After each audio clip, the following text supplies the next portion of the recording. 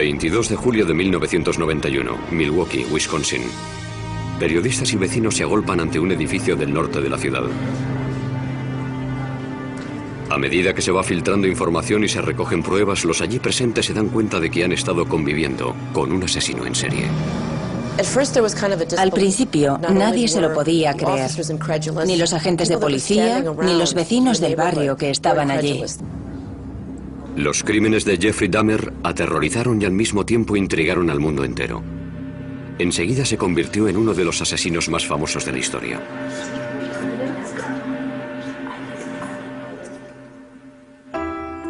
El hijo primogénito de Joyce y Lionel Dahmer nació en Milwaukee, Wisconsin, el 21 de mayo de 1960, poco antes de que se cumpliera su primer aniversario de boda.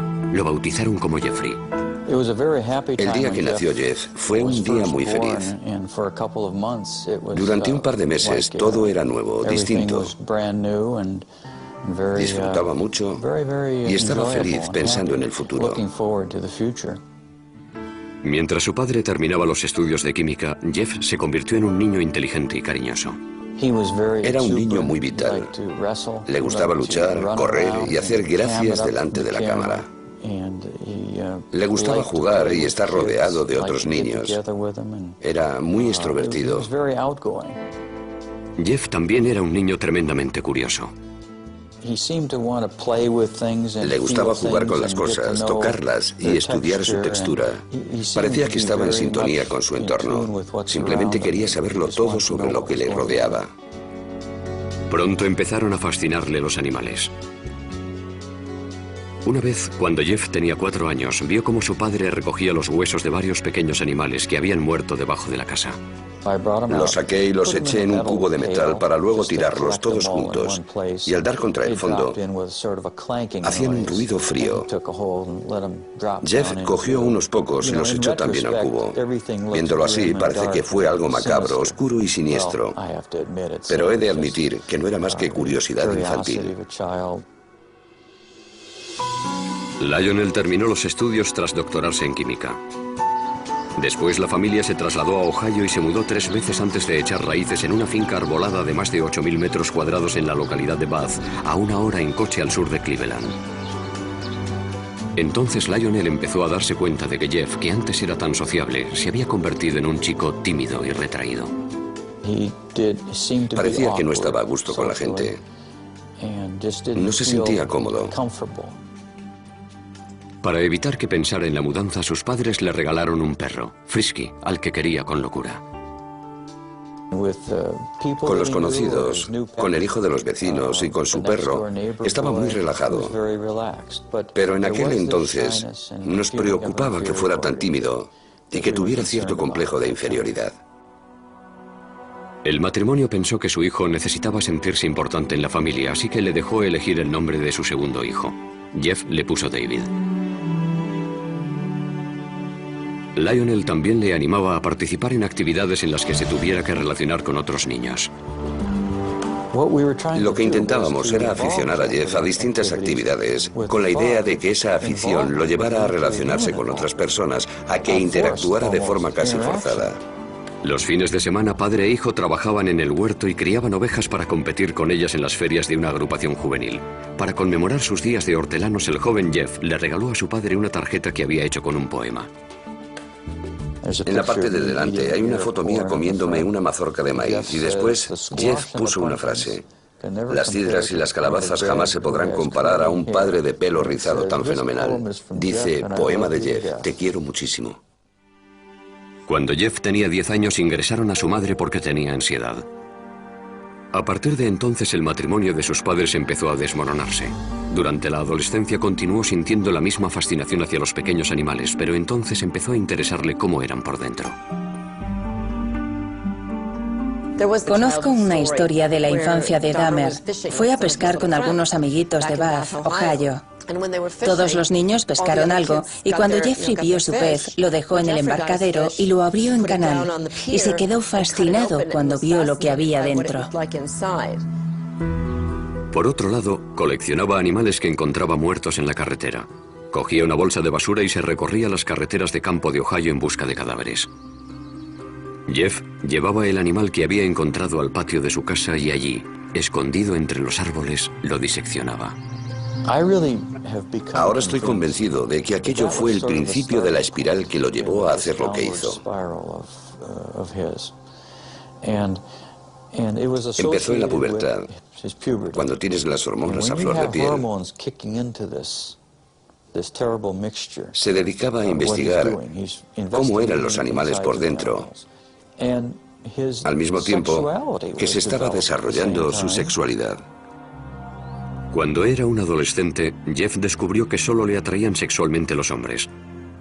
Pero las fantasías en las que tenía relaciones con ellos se mezclaban con otras en las que los asesinaba y descuartizaba.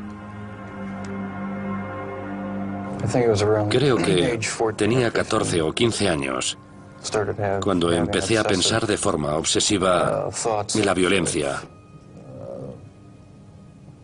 mezclada con el sexo. Cada vez era peor. No sabía cómo contárselo a alguien, así que me lo guardé para mí. Una de sus fantasías consistía en tumbarse al lado de un hombre inconsciente.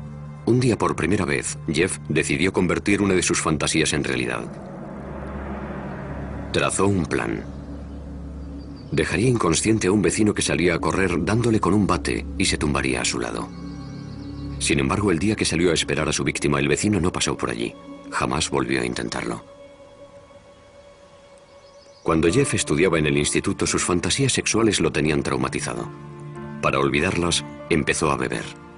Por la mañana, de camino a clase, paraba en casa de un amigo y se llenaba un vaso de algún licor. Recuerdo que me sentaba a su lado a primera hora. Creo que era la clase de historia. Y llevaba un vaso desechable lleno de whisky escocés. Me acuerdo que le pregunté, Jeff, ¿qué es eso? Echó la cabeza para atrás, se lo bebió de un trago y me dijo, un medicamento. Sin embargo, estaba claro que se estaba emborrachando a las 8 de la mañana. Mientras, en casa, el matrimonio de sus padres se desmoronaba. Cuando las discusiones subían de tono, se escondía entre los árboles del patio y les daba los troncos con algún palo. Salía de mi casa y me iba al bosque. Allí refunfuñaba y me lamentaba. No entendía por qué su relación era tan mala. Era un joven distante con pocas aficiones y ningún buen amigo, pero aún conservaba el sentido del humor. La mayoría de las veces se reía de sí mismo. Se ganó la reputación de payaso de la clase. En el instituto, cuando alguien se comportaba de forma rara o inesperada, decían que había hecho un Dahmer. De repente ibas por el pasillo y oías a alguien gritar, chillar y correr. Era Jeff Dahmer, que iba corriendo moviendo los brazos y gritando, simulacro de huracán, todos a cubierto. En una ocasión, Jeff les cobró algo de dinero a sus compañeros a cambio de montar un espectáculo en el centro comercial. Una mujer estaba regalando muestras de pipas. Jeff se comió una, luego otra y luego otra. Se comportaba como un chico muy educado, como siempre. Entonces, de repente, las empezó a escupir y a decir a voz en grito, soy alérgico, soy alérgico. Después se fue corriendo. Durante el primer año de instituto, Jeff fue de excursión a Washington, D.C. Jeff dijo, tengo una idea, vamos a ver al vicepresidente. Y todos nos echamos a reír y le contestamos, sí, claro, al vicepresidente. Jeff se fue a una cabina y cuando volvió les dijo que dentro de 2 horas lo recibirían en el despacho del vicepresidente Walter Mondale. Les explicó que éramos estudiantes de un instituto de Ohio y que estábamos haciendo un reportaje para nuestro periódico. Les dijo que íbamos a estar una semana en Washington y que si podíamos hablar con alguien del despacho del vicepresidente. Dahmer tenía mucha labia y consiguió que lo invitaran a él y a sus compañeros al edificio Eisenhower para conocer a Mondale. En clase, Jeff era considerado un estudiante modelo. Era muy educado con los adultos, vestía muy bien y trataba con mucho respeto a los profesores. También hacía los deberes. Sacaba sobresaliente cuando quería y otras veces se saltaba las clases porque no le interesaban. Sabía ser muy educado y tenía muy buenos modales. Respondía, sí señor, no señor, a los profesores. Poco a poco perfeccionó su habilidad para engañar a los que tenían autoridad sobre él, pero con el tiempo a Jeff dejaron de interesarle las notas y el instituto. Nadie sabía qué se le pasaba por la cabeza, porque no se abría a nadie. No tenía buenos amigos. Y a medida que íbamos pasando de curso, iba dejando a un lado la vida social. En ese instituto cercano a Bath, Ohio, Jeffrey se convirtió en un alcohólico y un marginado. Era objeto de burla del resto de los alumnos. Creo que no conectaba con nadie, que no tenía ningún amigo de verdad. Si no tienes ningún amigo, acabas guardándote muchas cosas y desarrollando muchas fantasías. El siguiente paso es pensar que alguna de esas fantasías puede ser real. Y Jeff ya estaba listo para dar ese paso. Justo después de terminar el instituto mató a su primera víctima. El verano de 1978 empezó para Jeffrey Dahmer con la ceremonia de graduación del instituto. A partir de ahí fue de mal en peor. Sus padres, tras años de terribles discusiones, se divorciaron.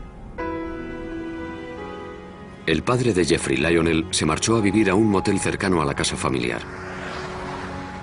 Sin que Lionel lo supiera, la madre de Jeff cogió a David, su hijo menor, y se trasladó a Wisconsin. Jeffrey se quedó solo en casa intentando superar la ruptura de sus padres. A Jeff le hizo mucho daño que sus padres se divorciaran. No quería que sus compañeros de clase se enteraran, porque le daba vergüenza. Jeffrey Dahmer tenía 18 años, y como la mayoría de los adolescentes tenía fantasías sexuales. El problema era que en sus fantasías Jeffrey mataba a su amante. Estaba solo en una casa aislada, así que ahora tenía la oportunidad de llevar a cabo esas fantasías. Varias semanas después de la graduación, Jeffrey recogió a un autoestopista que se encontró en la carretera, Stephen Hicks, de 19 años. Ojalá hubiera seguido mi camino, pero no lo hice. Me di la vuelta y lo recogí. Y entonces, la pesadilla se convirtió en realidad. Jeffrey invitó a Hicks a su casa. Bebieron cerveza y pasaron un par de horas juntos. Después, Hicks le dijo que tenía que irse, pero Jeffrey no quería estar solo.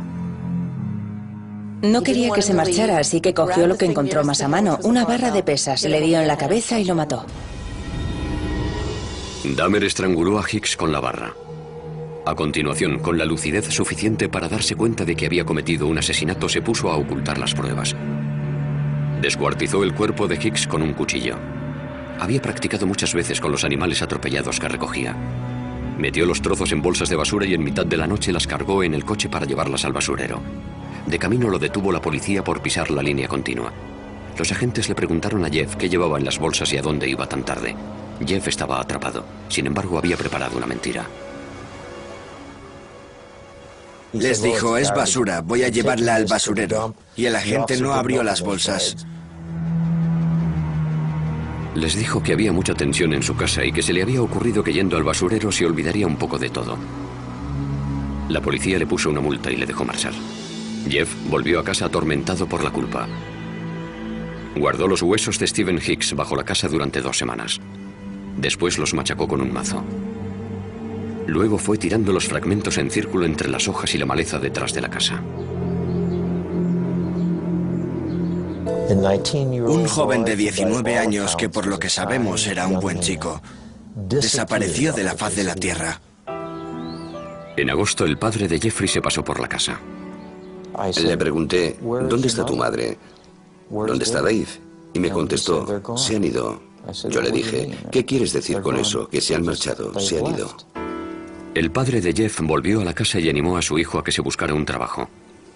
Pero a él no le interesaba. Se pasaba el día bebiendo y hasta lo arrestaron por embriaguez. Lionel llevó a su hijo a las reuniones de Alcohólicos Anónimos y a un psicólogo. No le sirvió de nada.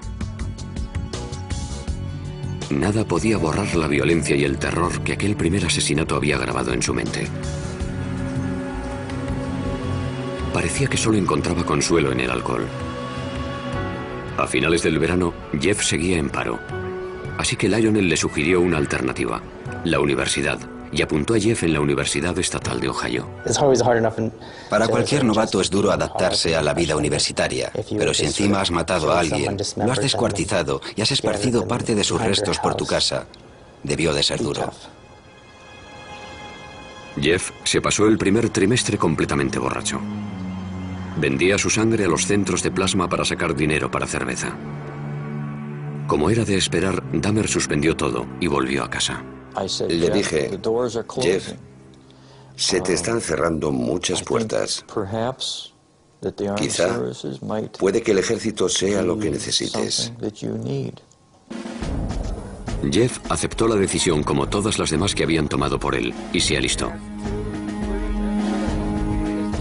Tras finalizar la instrucción básica, lo enviaron a un hospital militar de San Antonio, Texas, donde lo prepararon para ser personal médico de campaña. Allí, Dahmer aprendió mucho sobre anatomía humana. Por primera vez en su vida, le emocionaba lo que estaba haciendo. La disciplina y la instrucción le vinieron bien. Cuando llevaba 6 meses en el ejército, su cuerpo enclenque había pasado a ser enjuto y fuerte y pasó de ser tímido y retraído a ser un hombre extrovertido. Sin embargo, este cambio fue pasajero. El ejército lo destinó a Alemania, donde Jeff volvió a caer en la bebida. Sus superiores se dieron cuenta y lo licenciaron antes de tiempo. Jeff se marchó directamente a Miami Beach sin comunicárselo a su familia. Encontró trabajo en una sandwichería y se instaló en un motel. Cuando se gastaba tanto en bebida que no podía pagarse la habitación, Jeff empezó a dormir en la playa. Una noche, una rata enorme, se le subió encima y Jeff se llevó un susto tremendo.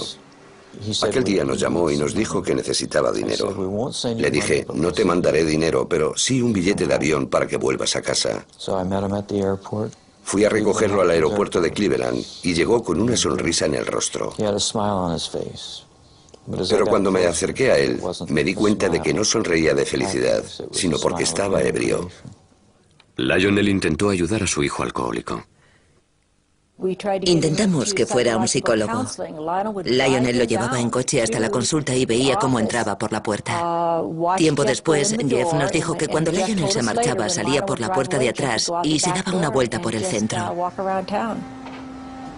Sin saber qué más hacer, Lionel mandó a Jeff a vivir a una localidad cercana a Milwaukee con su abuela. Jeffrey estaba más unido a su abuela que a nadie en el mundo.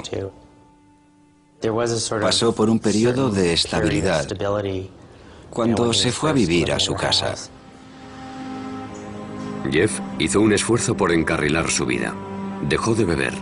Comenzó a ir a la iglesia y luchó contra su tendencia homosexual que él creía inmoral, lo que al final le llevó a fantasear una vez más con el asesinato. Encontró varios trabajos. Primero en un banco de sangre y después en el turno de noche de una fábrica de chocolate. Sin embargo, este estilo de vida, de ir a la iglesia y vivir con rectitud, como él lo llamaba, no duró mucho. Cuando llevaba 3 años viviendo tranquilamente en casa de su abuela, Jeff tuvo que enfrentarse a sus miedos. En la biblioteca, un hombre le entregó una nota en la que le ofrecía favores sexuales. Dahmer le rechazó, pero años después dijo que aquella nota fue un punto de inflexión. Le despertó los deseos sexuales que había reprimido. Quería la compañía de otro hombre sumiso que colmara su apetito sexual, pero no le interesaban las necesidades de nadie más. Jeffrey encontró un compañero sumiso perfecto. Robó el maniquí de una tienda. Lo tenía guardado en el armario y lo sacaba para masturbarse encima de él. En ese momento, Dahmer ya barajaba la idea de tener una pareja a la que pudiera controlar totalmente. Su abuela lo encontró y le insistió para que lo tirara. Las noches que libraba, Jeff se dedicaba a conocer el ambiente gay de Milwaukee. Curioseaba en los sex shops e iba a las saunas. Las saunas eran perfectas para aquellos hombres que buscaban relaciones sexuales anónimas. Para que sus parejas fueran sumisas, Jeffrey les echaba somníferos en la bebida. Lo único que le estimulaba y le excitaba de verdad era que su pareja no tuviera voluntad. Cuando se quedaban inconscientes, se tumbaba a su lado y escuchaba los sonidos que emitía su cuerpo. Los latidos del corazón, el estómago. Sin embargo, aquellas experiencias se terminaron de repente cuando un hombre sufrió una sobredosis y estuvo una semana ingresado. Le pidieron a Jeff que no volviera por allí. Pronto descubrió los bares y discotecas de ambiente de Milwaukee que se convirtieron en el coto de caza favorito del asesino.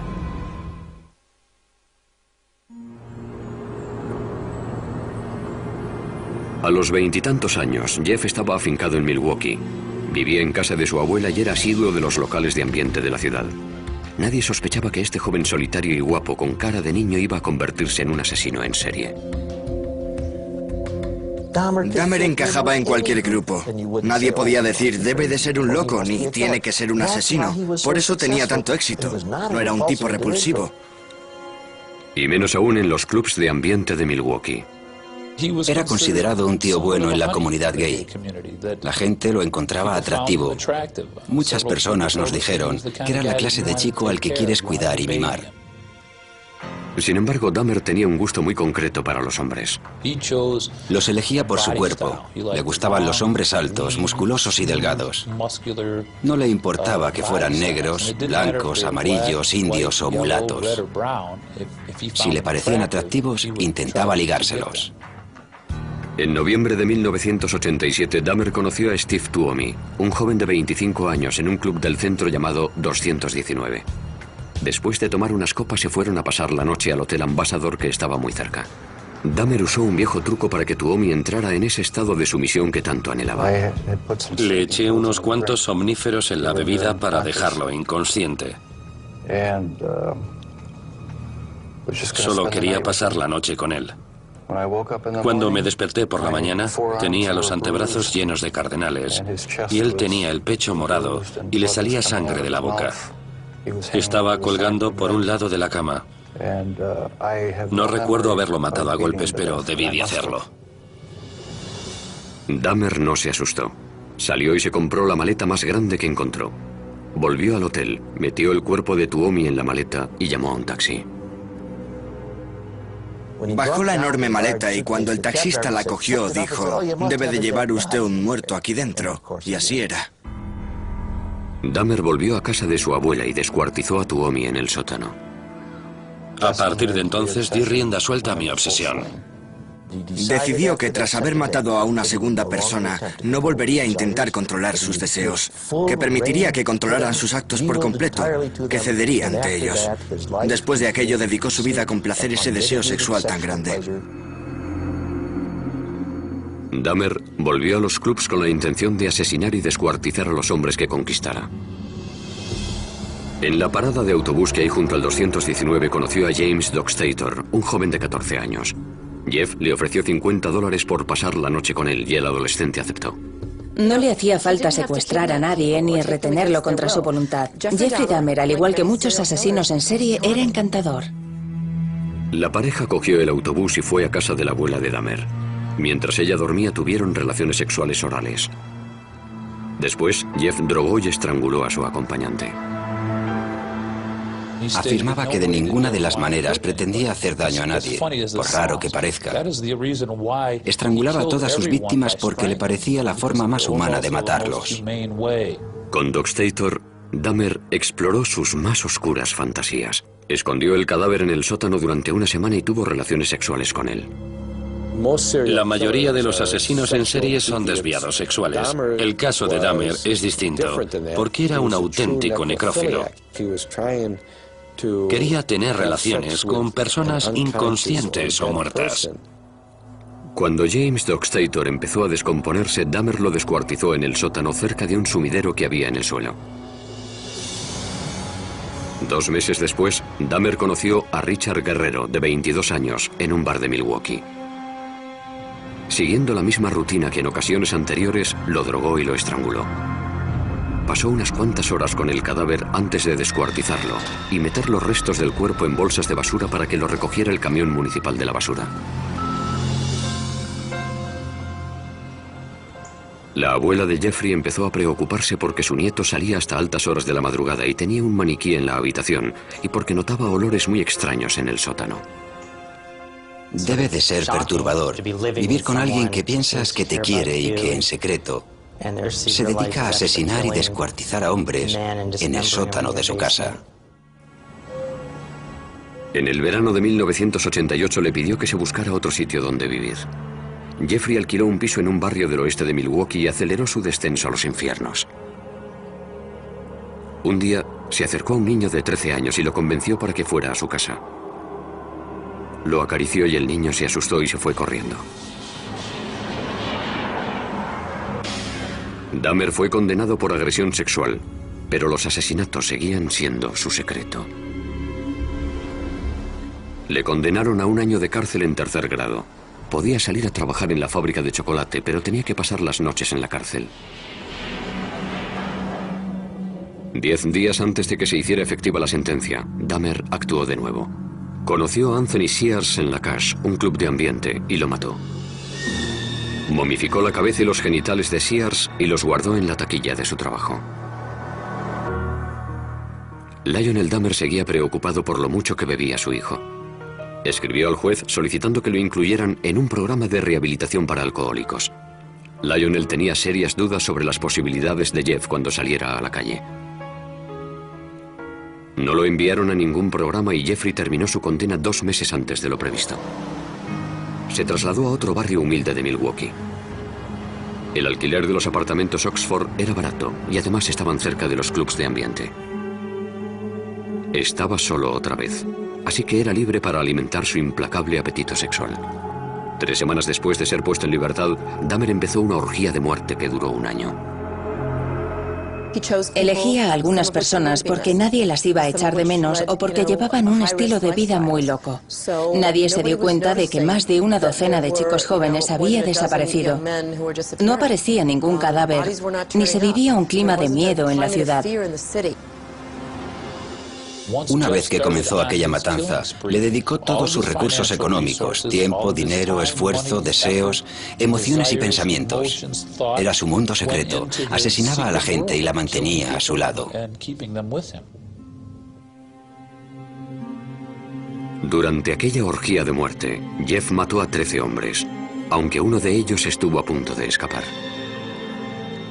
Dahmer había drogado a Conerak Shintason Fon, un adolescente de 14 años, hermano del niño del que había abusado el año anterior. Mientras Conerak dormía, Dahmer salió a buscar más bebida, y cuando aún no había vuelto, el chico se despertó. Salió tambaleándose a la calle, desnudo.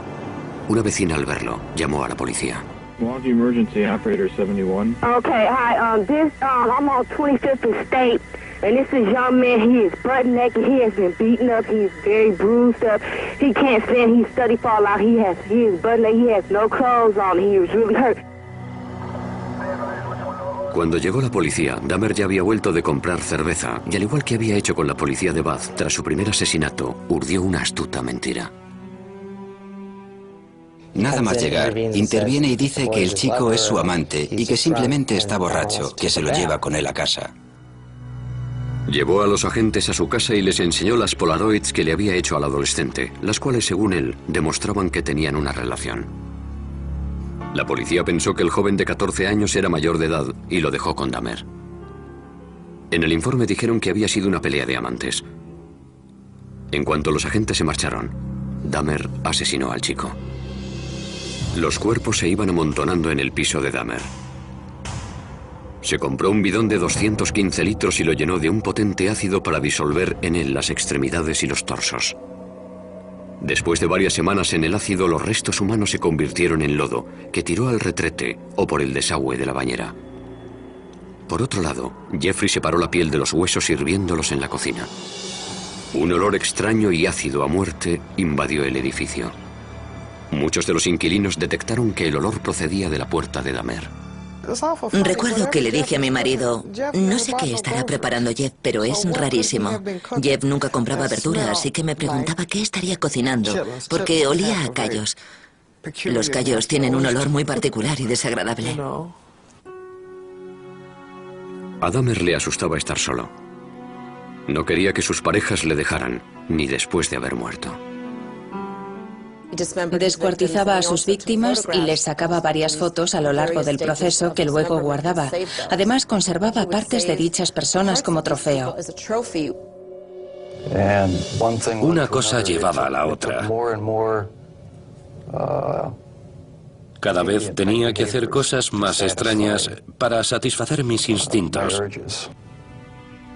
Diseñó un santuario con huesos del esqueleto y calaveras, pero aún no había encontrado a su compañero perfecto. Un hombre totalmente sumiso que estuviera vivo y no se descompusiera. A algunas de sus víctimas, cuando aún estaban vivas, les hizo un pequeño agujero en el cráneo con un taladro y les inyectó ácido en el cerebro. Quería que siguieran con él, pero que apenas tuvieran control sobre su cuerpo y que no pudieran hablar. Según Dahmer, ninguno de estos zombies experimentales sobrevivió más de un día. Puede que en un último intento por mantener a esos hombres a su lado, empezara a comérselos. De este modo, sentía que eran una parte permanente de mí. Además, tenía curiosidad por saber cómo sería. Sentía que iban a convertirse en parte de mí. Comérmelos me producía placer sexual. A lo largo de ese año en el que cometió tantos asesinatos despiadados, Dahmer seguía comportándose con aparente normalidad. En este vídeo que se grabó en Acción de Gracias en casa de su abuela, Dahmer habla tranquilamente con su padre. Well, you're looking good. Grandma was saying that she thought that you got quite a bit thinner, but you look fit. I don't know. Well, I've been surviving mostly on McDonald's food. It's just so much easier just to pop into the restaurant. But yeah, like I've said before, it gets too expensive, and it does. I have to start eating at home more. Es increíble que pudiera sentarse allí y actuara como si no hubiera hecho nada, con la chaqueta puesta y hablando con entusiasmo de su trabajo. Muy inteligente. Es impresionante lo que un ser humano puede ocultarle a otro ser humano. A pesar de que a los que le rodeaban les parecía un hombre normal, pronto saldría a la luz la vida secreta de Jeffrey Dahmer.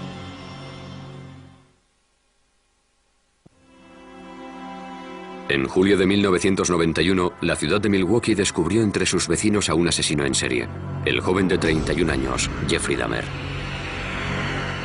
Un hombre, Tracy Edwards, logró escapar de los horrores del piso de Dahmer y parar a una patrulla que pasaba por allí. Cuando los agentes entraron en el piso, encontraron 83 Polaroids de cadáveres en distintas etapas del proceso de descuartizado. En la cocina, descubrirían cosas aún más impactantes. Cuando los agentes entraron a su casa aquella noche, encontraron la cabeza de una de las víctimas en el frigorífico.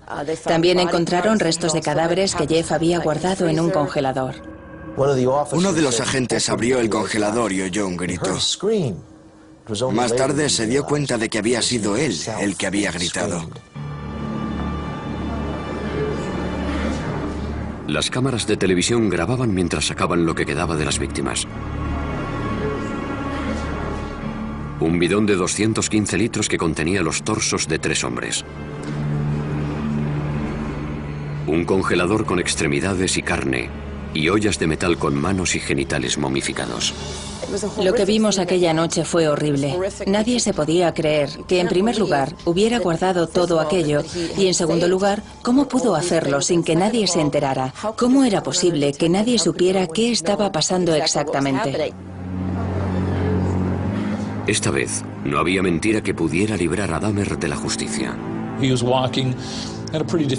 Andaba como si se sintiera derrotado. Iba con los hombros caídos y la cabeza agachada. Sudaba muchísimo y emitía una especie de débil quejido similar al llanto de un bebé. En comisaría, la policía procedió a realizar un interrogatorio maratoniano al supuesto asesino. Al principio, Dahmer culpó a la bebida y dijo que no le habrían pillado si no hubiera estado tan borracho. Estaba claro que tenía miedo. Tenía ojos de terror y la histeria se iba percibiendo en su rostro a medida que se le iban pasando los efectos del alcohol. Se dio cuenta de que había caído el telón. Lo habían cogido. Cuando Dahmer recuperó la sobriedad, empezó a dar horripilantes detalles que nadie se esperaba oír. Dijo lo siguiente: cuando le cuente lo que le voy a contar se va a hacer famoso.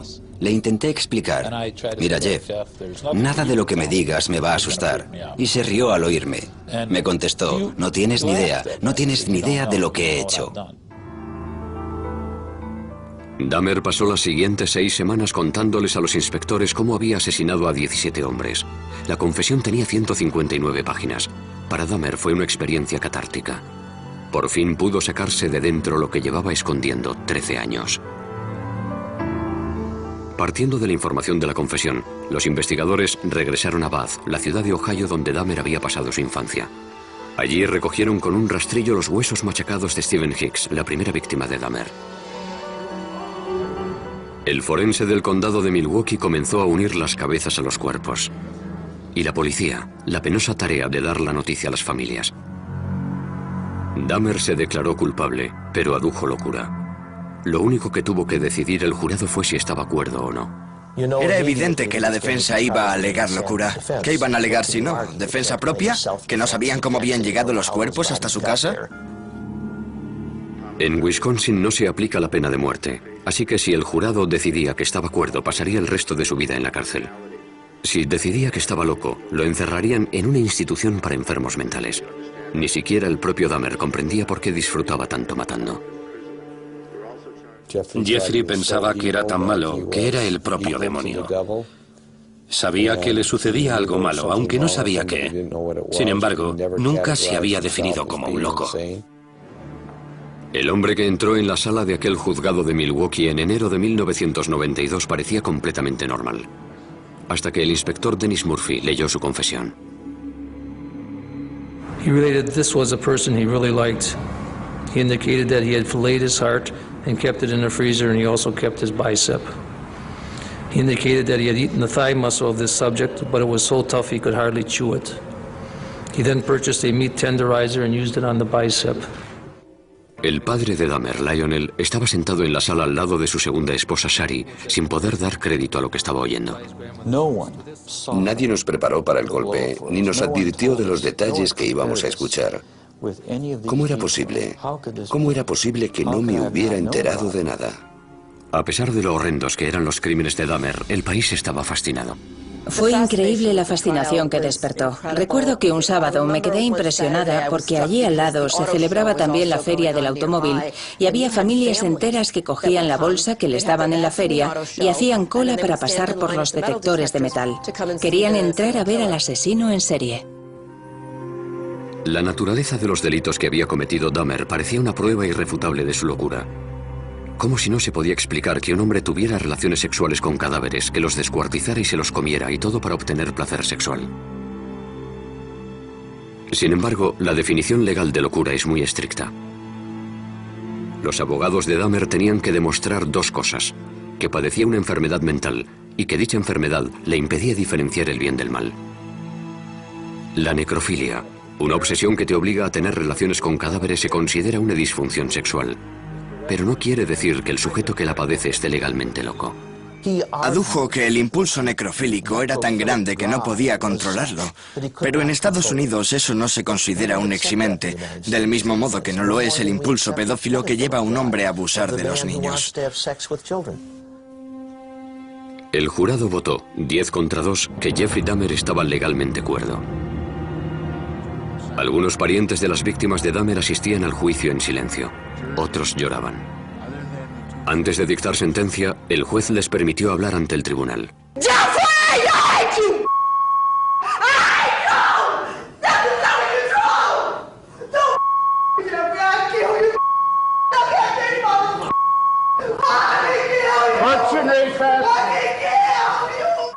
Una vez que se restableció el orden, Dahmer habló en público por primera vez.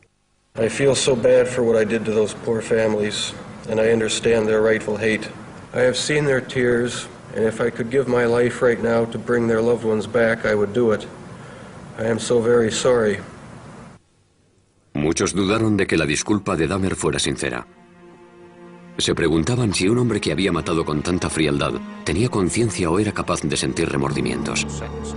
El juez condenó a Dahmer a 937 años de cárcel. Pero el suplicio solo duró unos pocos años.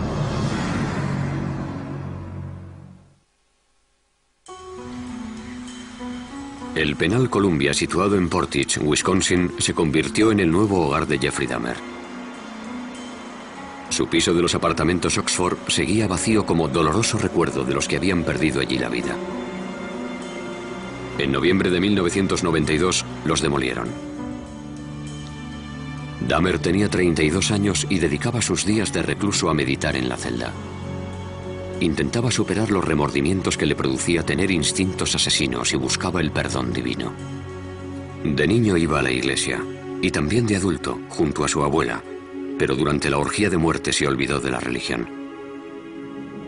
Dahmer achacó su naturaleza de asesino a sus creencias ateas. y a la teoría de la evolución. Dijo, si todo es obra de la naturaleza, ¿para qué sirve Dios? ¿Puedo establecer mis propias reglas? ¿Quién es mi señor? Yo soy mi propio dueño. Sin embargo, Jeffrey vivía en una contradicción porque siempre creyó que la culpa de todo era del diablo, que se había apoderado de su alma. El asesino en serie se planteó entonces qué le pasaría cuando muriera y decidió que quería ser bautizado.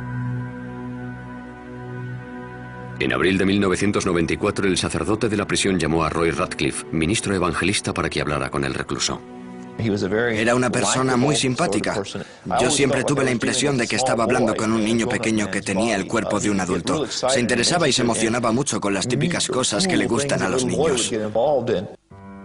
Un mes después, en el centro médico de la prisión, Dahmer fue bautizado en una bañera de hidromasaje.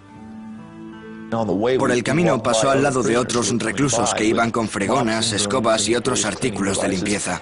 Levantaron la vista y al único que reconocieron fue a Jeff, así que le dijeron como si fueran grandes amigos: «Hola, JD, ¿cómo te va?». Y él contestó: «Me van a bautizar, estoy muy contento». Parecía que Dahmer se estaba transformando en la cárcel. Me preguntaba cosas, me decía, oye, ¿qué tal esto? ¿Qué tal lo otro? Se interesaba y se preocupaba por nosotros. Intentaba ser normal. Se estaba rehumanizando. Sin embargo, Dahmer seguía teniendo oscuras y obsesivas fantasías. En la cárcel admitió que ese instinto seguía dentro de él. Aún sentía el impulso de matar, aún deseaba matar, incluso dentro de la prisión. Seguramente tendré que convivir con él el resto de mi vida. Ojalá se me pasara. Ojalá hubiera una manera de librarme para siempre de estos pensamientos y estas sensaciones. Teresa Smith fue a visitar a Dahmer a la cárcel. Había matado a su hermano Eddie. Lo primero que hizo cuando llegó fue pedirme disculpas por haber matado a mi hermano. Le pregunté, ¿por qué a mi hermano? Me dijo que había visto cómo bailaba Eddie y le había gustado físicamente. Me dijo, me sentía atraído por él. Me contó que lo había estrangulado. Después intentó buscar un método nuevo para conservar el cráneo y el cuerpo. Pero el experimento no funcionó. Así que tuvo que destruirlo. Durante toda su vida adulta, Dahmer había sido un depredador, pero en la cárcel se convirtió en la presa. Ahora el famoso asesino en serie era el objetivo de los otros reclusos. En agosto de 1994 lo atacaron en la capilla de la cárcel con un rudimentario cuchillo. Esa vez sobrevivió. Pero el 28 de noviembre de 1994, Christopher Schaefer, que se apodaba a sí mismo Cristo, golpeó a Dahmer con una barra de metal que cogió del gimnasio de la prisión. Murió de camino al hospital. Yo creo que a nadie le sorprendió que lo asesinaran en la cárcel. Creo que estaba claro que sería el blanco de sus compañeros en cuanto entrara en la cárcel. Una de sus últimas voluntades era que lo incineraran y que entregaran la mitad de sus cenizas a su padre y la otra mitad a su madre. En su testamento escribió: no quiero una placa, ni quiero una tumba, ni un funeral. No quiero nada. Decía, quiero desaparecer. En 1996, el ayuntamiento de Milwaukee recaudó casi $500,000 para comprar la siniestra colección de fotografías y herramientas de Dahmer. Temían que aquellos artículos se usaran para crear un museo sobre el asesino, así que lo quemaron todo. A pesar de que apenas quedan pruebas físicas de lo que hizo, la vida y los crímenes de Jeffrey Dahmer se han convertido en leyenda. De alguna forma, Dahmer ha pasado a formar parte de la cultura popular. Se le compara con nombres como Jack el Destripador. Creo que la gente siempre lo tendrá en mente. Siempre lo tendrá, por así decirlo, en el panteón de los asesinos más terroríficos. En 2002, el director David Jacobson estrenó Dahmer, el carnicero de Milwaukee, una película basada en la vida de Jeffrey. Jacobson pretendía mostrar al espectador el lado más normal del asesino.